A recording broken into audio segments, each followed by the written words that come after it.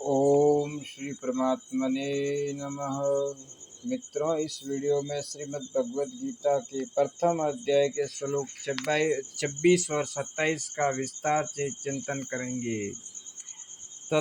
तत्र पश्यत स्थितान् पार्थ पितृनत पितामहान् आचार्यन् मातुलान् भ्रातॄन् पुत्रान् पौत्रान् सखीं तथा सर्वसुरान् सुहृद सचैव सैन्योरुभयोरपि।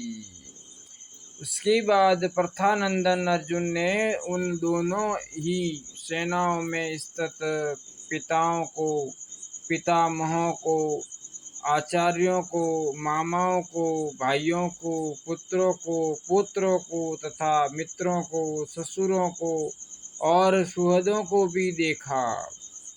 चिंतन। तत्र पश्यत सैन्योरुभयोरपि। जब भगवान ने अर्जुन से कहा कि इस रणभूमि में इकट्ठे हुए कुरुवंशियों को देख, तब अर्जुन की दृष्टि दोनों सेनाओं में स्थित अपने कुटुंबियों पर गई। उन्होंने देखा कि उन सेनाओं में युद्ध के लिए अपने अपने स्थान पर भूरिश्रवा आदि पिता के भाई खड़े हैं, जो कि मेरे लिए पिता के समान हैं। भीष्म सोमदत्त आदि पितामह खड़े हैं। द्रोण कर्प आदि आचार्य, विद्या पढ़ाने वाले और गुरुकुल खड़े हैं, कुल गुरु खड़े हैं। पुरुजित, कुंती भोज, शल्य, शकुनी आदि मामा खड़े हैं। भीम, दुर्योधन आदि भाई खड़े हैं। अभिमन्यु, घटोत्कच, लक्ष्मण दुर्योधन का पुत्र आदि मेरे और मेरे भाइयों के पुत्र खड़े हैं। लक्ष्मण आदि के पुत्र खड़े हैं, जो कि मेरे पुत्र हैं। दुर्योधन के अश्वत्थामा आदि मित्र खड़े हैं, और ऐसे ही अपने पक्ष के भी मित्र खड़े हैं। द्रुपद, शेब्य आदि ससुर खड़े हैं।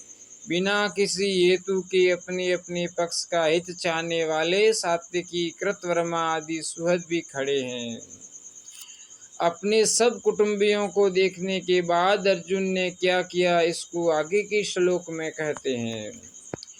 तान समीक्ष्य स कौन्तेयः सर्वान् बन्धून् अवस्थितान् कृपया पर्याविष्टो विषीदन्निदमब्रवीत्। अपनी अपनी जगह पर स्थित उन संपूर्ण बांधवों को देखकर वे कुंती नंदन अर्जुन अत्यंत कायरता से युक्त होकर विषाद करते हुए ऐसा बोले। तान सर्वान् बंधून् अवस्थितान् समीक्ष्य। पूर्व श्लोक के अनुसार अर्जुन जिनको देख चुके हैं, उनके अतिरिक्त अर्जुन ने बाहलिक आदि पर पितामह, धृष्टद्युम्न, शिखंडी, सूरत आदि साले, जयद्रथ आदि बहनोई तथा अन्य कई संबंधियों को दोनों सेनाओं में स्थित देखा। स कौन्तेयः कृपया पर्याविष्टः।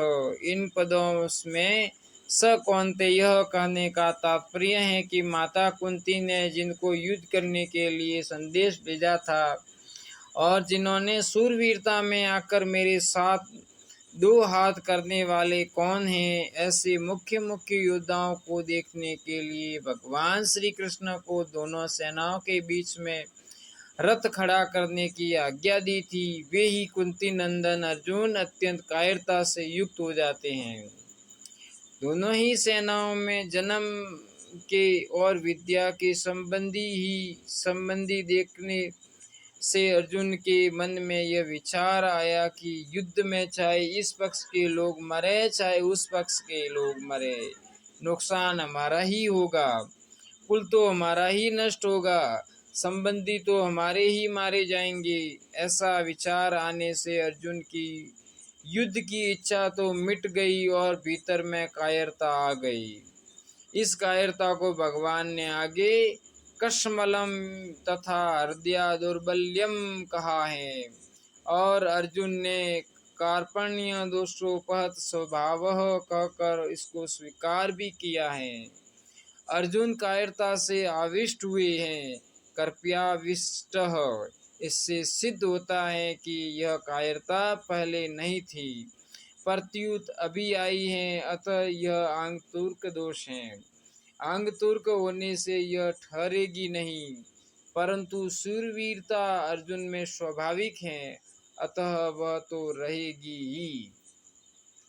अत्यंत कायरता क्या है? बिना किसी कारण निंदा, तिरस्कार, अपमान करने वाले, दुख देने वाले, वीर भाव रखने वाले, नाश करने की चेष्टा करने वाले दुर्योधन, दुशासन, शकुनी आदि को अपने सामने युद्ध करने के लिए खड़े देखकर भी उनको मारने का विचार न होना, उनका नाश करने का उद्योग न करना, यह अत्यंत कायरता रूप दोष है।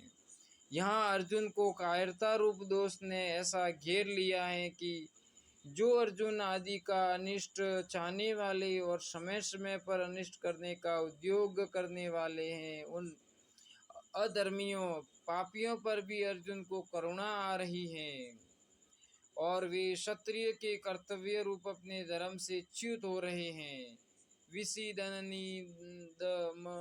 ब्रवीत, युद्ध के परिणाम में कुटुंब की, कुल की, देश की क्या दशा होगी, इसको लेकर अर्जुन बहुत दुखी हो रहे हैं।